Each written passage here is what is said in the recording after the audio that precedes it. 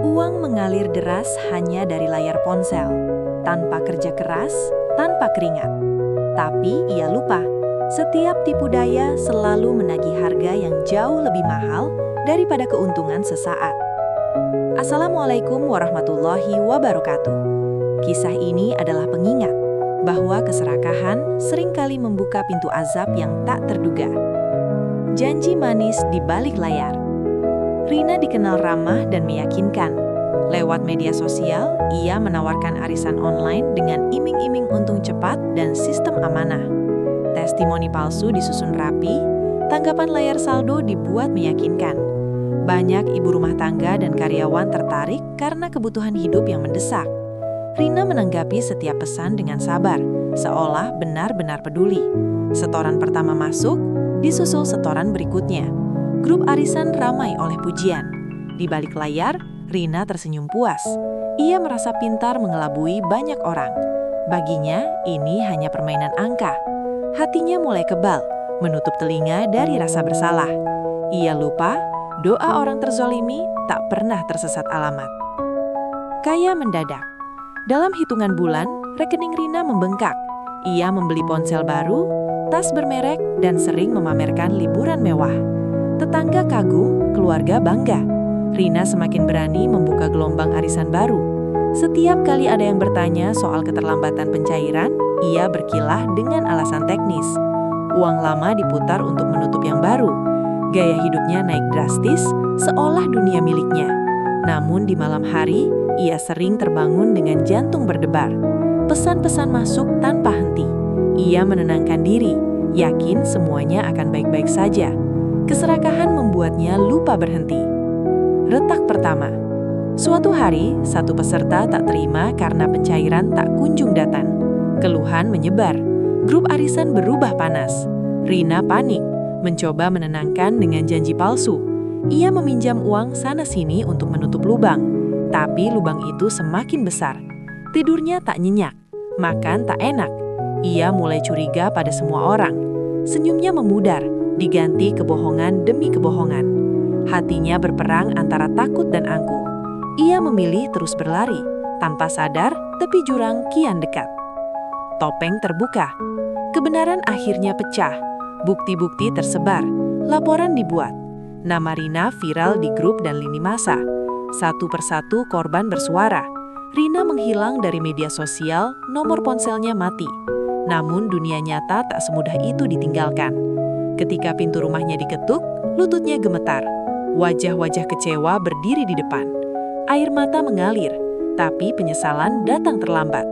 Kepercayaan yang hancur tak bisa ditambal dengan kata maaf. Kejatuhan. Hari-hari Rina berubah menjadi rangkaian mimpi buruk yang tak kunjung berakhir.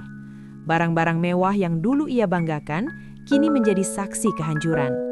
Tas bermerek, perhiasan emas, bahkan kendaraan yang baru dibeli, semuanya dijual tergesa dengan harga murah. Namun, berapapun yang ia kumpulkan, tak pernah cukup menutup kerugian para korban. Utang justru terus bertambah. Rina mulai merasakan dinginnya sikap orang-orang di sekitarnya. Tetangga yang dahulu memuji kini menatap dengan sinis, sebagian berbisik ketika ia lewat. Keluarganya pun menjaga jarak, bukan karena benci, melainkan karena malu dan kecewa yang mendalam. Rina memilih pindah ke kos kecil di pinggir kota, berharap bisa menghilang dari sorotan. Namun kemanapun ia pergi, rasa bersalah selalu mengikutinya. Setiap malam ia terbangun dengan napas tersengal, jantung berdebar, seolah dikejar bayangan masa lalu. Ia menangis tanpa suara, menggenggam bantal sambil menyesali setiap kebohongan yang pernah ia ucapkan. Di titik itulah Rina sadar, kehilangan harta bukanlah hukuman paling menyakitkan. Yang jauh lebih perih adalah runtuhnya kepercayaan, hancurnya nama baik, dan kesadaran bahwa semua ini adalah akibat dari keserakahan yang dulu ia anggap kecerdikan, penyakit, dan kesepian. Tekanan batin yang terus menghimpit akhirnya meruntuhkan kesehatan Rina.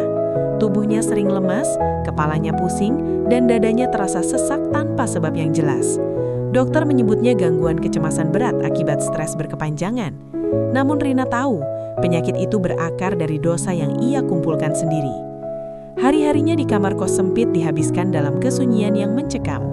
Tak ada suara tawa, Tak ada pesan masuk, tak ada satupun yang menanyakan keadaannya. Dunia seolah memutus hubungan dengannya.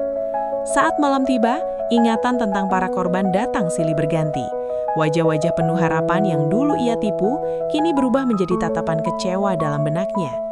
Ia mencoba menutup telinga, namun suara tangis itu seakan hidup di kepalanya. Kesepian mengajarinya satu hal yang pahit. Uang haram tak meninggalkan apapun selain kehampaan. Rina mulai gemetar setiap kali mengingat masa lalu. Dalam sunyi yang panjang, ia mencoba berdoa, meski lidahnya keluh dan hatinya berat. Azab itu nyata, bukan berupa bencana besar, melainkan penderitaan perlahan yang menggerogoti jiwa, membuatnya menghadapi kesalahan tanpa tempat bersembunyi, tobat yang terlambat. Di titik terendah hidupnya, Rina akhirnya benar-benar menyerah. Dengan tubuh lemah, ia bersujud lama, air mata membasahi sajadah. Untuk pertama kalinya, ia mengakui semua kesalahan tanpa dalih dan pembenaran. Ia sadar, tobat tak akan menghapus luka para korban, namun setidaknya menghentikan kebohongan yang selama ini ia pelihara. Dengan hati gemetar, Rina mencoba menghubungi beberapa korban. Kata maaf ia sampaikan dengan jujur, tanpa janji palsu. Sebagian membalas dengan amarah, sebagian memilih diam, dan ada pula yang menolak mendengar. Rina menerima semuanya dengan pasrah. Ia tahu, ampunan manusia tidak bisa dipaksa. Untuk bertahan hidup, Rina mulai bekerja apa saja yang halal. Ia membersihkan rumah orang, menjaga warung kecil, bahkan menjadi buruh harian. Setiap rupiah terasa berat, namun menenangkan. Uang itu ia kumpulkan sedikit demi sedikit untuk mengembalikan hak korban, meski jumlahnya jauh dari cukup. Malam-malamnya masih diwarnai tangis, namun kini ada tekad yang berbeda. Tobatnya memang terlambat, jalannya panjang dan melelahkan, tetapi Rina memilih berjalan. Ia paham, hidup jujur setelah kesalahan besar adalah ujian seumur hidup, pelajaran pahit. Waktu berjalan perlahan, dan Rina kini hidup dalam kesederhanaan yang sunyi. Namanya masih menjadi pengingat pahit bagi sebagian orang, stigma yang harus ia pikul tanpa pembelaan.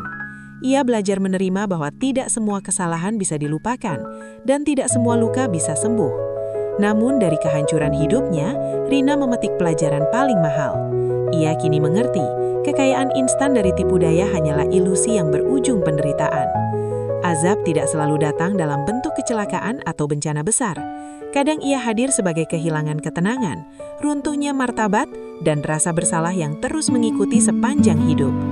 Rina menjalani hari-harinya dengan penuh kehati-hatian, berusaha menebus masa lalu lewat perbuatan baik sekecil apapun. Ia tak lagi mengejar pujian, hanya berharap bisa tidur dengan hati yang lebih tenang.